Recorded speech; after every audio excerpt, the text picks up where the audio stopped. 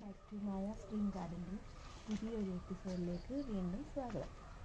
കുറേ ഒരു ഇടവേളയ്ക്ക് ശേഷം ഞാൻ വീണ്ടും വന്നിരിക്കുകയാണ് കുറേ കാര്യങ്ങൾ നിങ്ങളോട് ഷെയർ ചെയ്യാൻ. അപ്പോൾ ഇന്ന് ഞാൻ പഴയതെല്ലാം നിങ്ങളെ ഒന്ന് ഓർമ്മപ്പെടുത്താൻ വേണ്ടി എൻ്റെ പൂക്കളെയൊക്കെ നിങ്ങൾക്കൊന്ന് പരിചയപ്പെടുത്തി തരാം.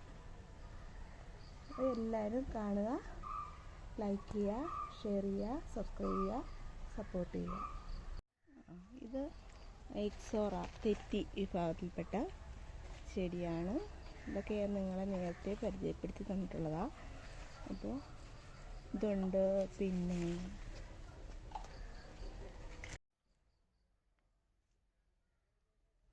ഒരുപാട് കടലാസ് ചെടികൾ പൂത്തിരിക്കുന്നുണ്ട്.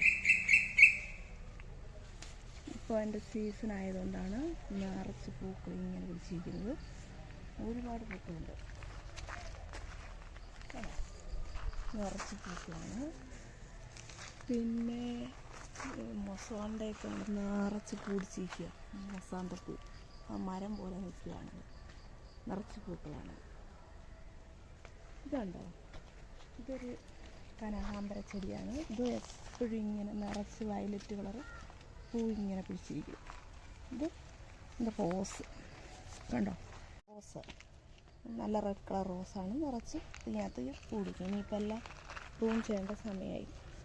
ഇതോ ഇതുണ്ടോ, ജമന്തിയാണേ. ഇത് മഞ്ഞ ജമന്തി, ഇഷ്ടംപോലെ മുട്ടൊക്കെ വരുന്നത് കൊണ്ട് പൂടിക്കായി.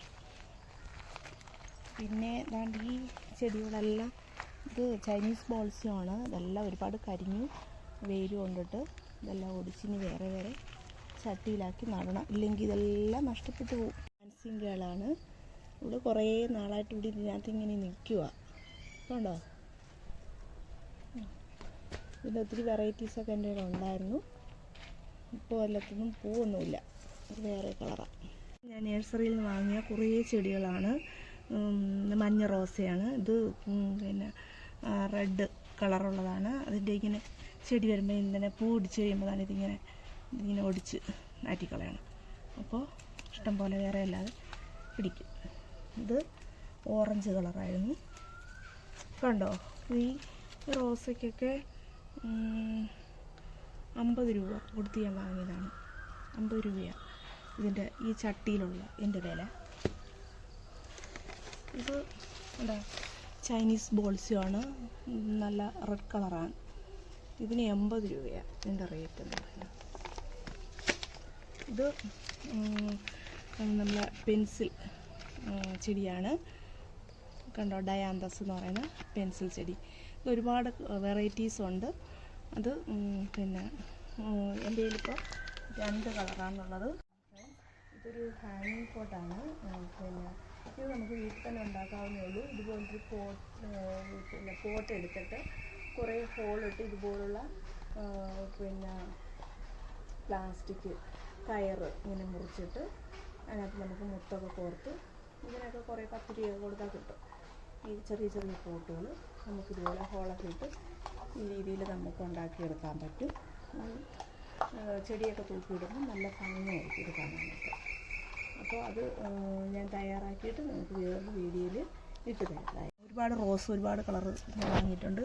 ഇത് റോസാണ്, റെഡ് കളറായിട്ടുള്ള റോസ്. അതിൻ്റെ തന്നെ വേറൊരു കളറാണിത്. പിന്നെ കണ്ടോ, നിറച്ച് പൂടിക്കുന്നതാണ്. ഇപ്പോൾ വെയിലൊക്കെ കൊണ്ടിട്ടാണ് ഇതിങ്ങനെ വാടിയിരിക്കുന്നത്. നിറച്ചുണ്ടോ, അതിൻ്റെ മുട്ടൊക്കെ ഇഷ്ടം പോലെ ഉണ്ട്. ഇതെല്ലാം പല കളറ് പല സൈസിലുള്ള റോസുകളാണ്. പൂ വിരിഞ്ഞ് തീർന്നു വേണ്ടത്. ഇതിനെല്ലാം 25-30 രൂപ റേറ്റാണ്.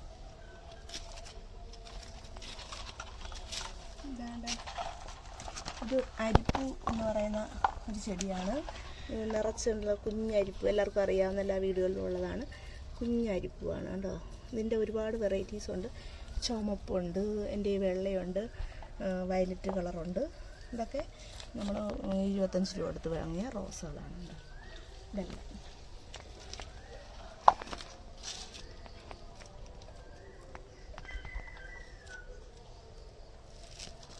ഓർക്കിഡിൻ്റെ പൂ ഇങ്ങനെ പിടിച്ച് വരുന്നുണ്ട്.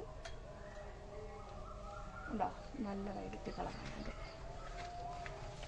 ഇതൊക്കെ നമുക്ക് അറിയാവുന്നതാണ്. ഉണ്ടോ? ഫ്ലൈം വയലറ്റ് നിറച്ച് പൂക്കൾ അതിനകത്ത്.